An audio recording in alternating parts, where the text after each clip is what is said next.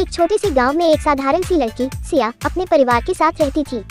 वह हमेशा से अपने सपनों के पीछे भागती थी, लेकिन गांव में एक पुरानी मान्यता थी कि रात में गांव के बाहर जाना मना है।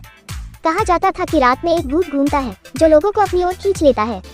एक दिन सिया की छोटी बहन राधा अचानक गायब हो गई। सिया ने हर जगह उसे खोजा, लेकिन राधा का कोई अता पता नहीं मिला। गांव वाले भी उसकी मदद करने से कतराने लगे, भूत के डर से। लेकिन सिया ने हार नहीं मानी। वह रात के अंधेरे में बाहर जाने का फैसला करती है। जैसे ही वह गांव से बाहर निकलती है, उसे एक पुरानी हवेली की ओर जाते हुए एक छाया दिखाई देती है।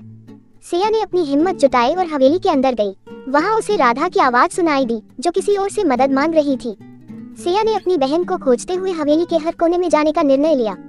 हवेली के अंदर सिया को कई अजीबोगरीब चीजें मिली, पुराने चित्र, धूल से भरे फर्नीचर और एक पुराना दर्पण। अचानक दर्पण में एक छवि उभरी। वह खुद को देख रही थी, लेकिन उसके पीछे एक अंधेरा साया था। सिया के दिल की धड़कन तेज हो गई। वह जान गई कि भूत की कहानी सच थी। लेकिन जब उसने और ध्यान से देखा तो उसे समझ में आया कि वह साया उसकी बहन राधा थी, जो किसी कारणवश दर्पण में कैद हो गई थी।